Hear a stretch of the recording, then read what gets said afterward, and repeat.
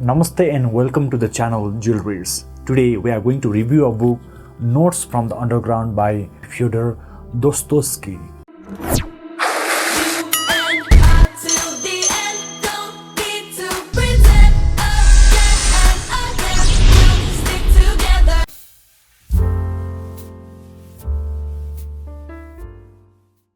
Notes from the Underground by Fyodor Dostoevsky is a famous Russian book that explores human psychology, freedom, and loneliness.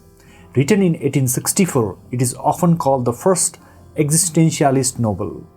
Though short, it is very dense and makes readers think deeply about human nature.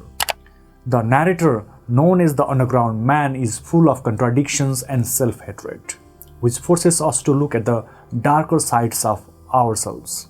Fyodor Dostoevsky is one of Russia's greatest writers. He wrote books like Crime and Punishment, The Brothers Karamazov, and The Idiot. He experienced imprisonment in Siberia, poverty, and illness, which gave him deep understanding of suffering and human nature. His writings were known for psychological depth, moral questions, and philosophical ideas. This book has two parts. Part 1 is entitled Underground, in which the narrator is talking directly to readers about his life and ideas. He rejects rational thinking and mocks the idea that humans are always logical. In Part 2, entitled Apropos of the Wet Snow, shows real events from his life. These include encounters with former colleagues and a young prostitute named Lisa. These stories show how his overthinking, fear, and self-destructive nature affect his life and relationship. Notes from the Underground tells the story of a man who is isolated, bitter, and overthinking everything. The narrator, known as the underground man, is 80 years old and lives alone in a small, shabby room in St. Petersburg. He calls himself sick and spiteful and admits that he often behaves cruelly, not because he hates others, but because he is trapped in his own consciousness. He overthinks every action, feels ashamed of himself, and yet secretly enjoys his own misery. In Part 1, the underground man talks directly to the reader, explaining his philosophy. He believes that humans are not purely rational and often act against their own interest just to prove their freedom. He criticizes the idea that society, reason, or progress can make life perfect. He also confesses to secretly enjoying his own suffering, shame, and humiliation, showing the paradox of being too self-conscious. The more he knows about what is right, the more he fails to act morally. Part 2 shows his life in action, focusing on events that happened when he was 24 years old. The first major event is a farewell dinner for Zverkov, a former schoolmate who has become successful and arrogant. The underground man feels insulted and humiliated by Zverkov's pride. He is socially awkward and tries to assert himself, but instead he ends up being bitter, rude, and ridiculous in front of others. This dinner highlights his desire to prove himself, while simultaneously punishing himself through social humiliation. After dinner, he encounters Lisa, a young prostitute. At first, he tries to save her, giving her a moral lecture about the emptiness of her life and how society exploits her. He speaks to her in a dramatic, bookish way, positioning himself as a savior. But when she comes to his apartment later, seeking comfort and support, reality hits him. He is terrified by intimacy and the responsibility of human connection. Instead of helping her, he humiliates her verbally, exposing his own weakness, cruelty, and inability to act morally. This tragic interaction shows how his philosophy and overthinking destroy even the few chances he has for human connection. Other episodes include his obsession with an officer who once insulted him, as well as memories of humiliating others and feeling humiliated himself. These incidents reveal the contradiction in his character. He wants to assert freedom, yet he cannot act. He wants to be moral, yet he acts cruelly. He seeks attention, yet isolates himself. His actions are always self-destructive, showing the painful consequences of overthinking, pride, and alienation. In the end, the underground man is left alone, trapped in his underground life. He reflects on his failures, shame, and isolation, making the story not just about events, but about the psychology behind them. The plot is less about what happens and more about what a man's mind, philosophy, and inner conflicts save his life and destroy his chances for happiness. The underground represents his isolation and escape from society. The stone wall shows natural laws and logic that he fights against, refusing to accept them. Liza represents innocence and hope, but the underground man destroys this chance for redemption.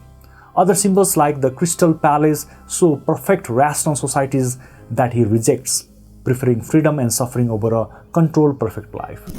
This book is an early example of existentialist ideas. The underground man constantly overthinks and questions himself, often acting against his own interest and refusing to follow society's rules.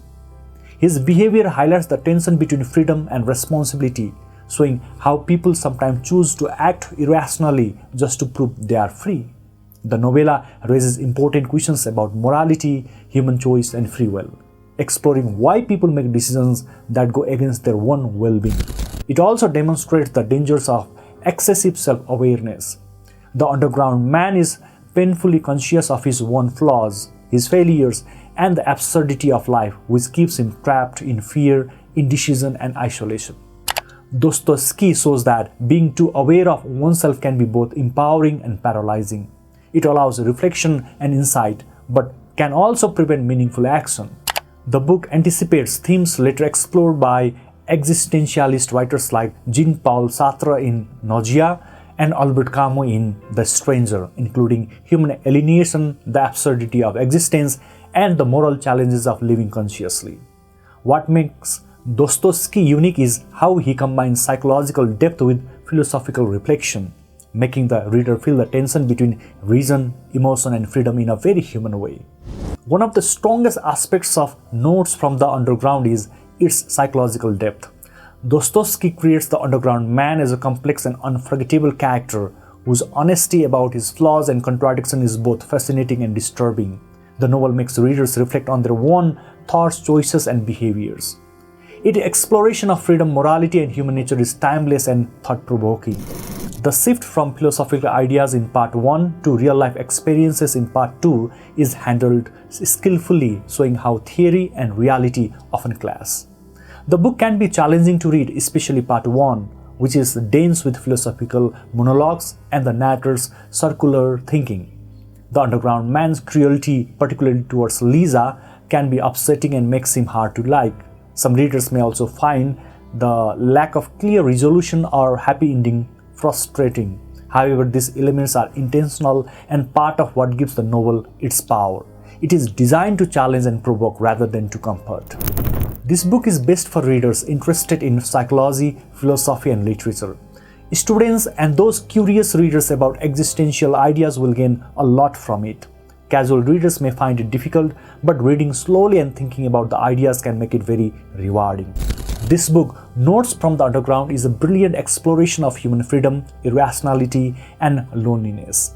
It is challenging and sometimes uncomfortable, but it remains very relevant today. I would give it 5 out of 5 stars, a must-read for everyone who wants to understand the complexity of the human mind. दर्शकवृन्द, यसपछिको पुस्तक समीक्षामा रहनेछ पविन दाहालले लेख्नु भएको तराजुमा प्रेम उपन्यास। यो उपन्यास के छ, कस्तो छ, यस बारेमा जान्न चाहनुहुन्छ भने मेरो भिडियोहरू हेर्दै गर्नुहोला। The only thing in life that has meaning are the things you gotta work for, believe me. Take into your hands a plan, your own hands can land your own brand. And damn, I feel like no one takes accountability. They want the credibility, convincingly unwilling to put in the fucking hours it takes to get some power. Don't be fucking sour.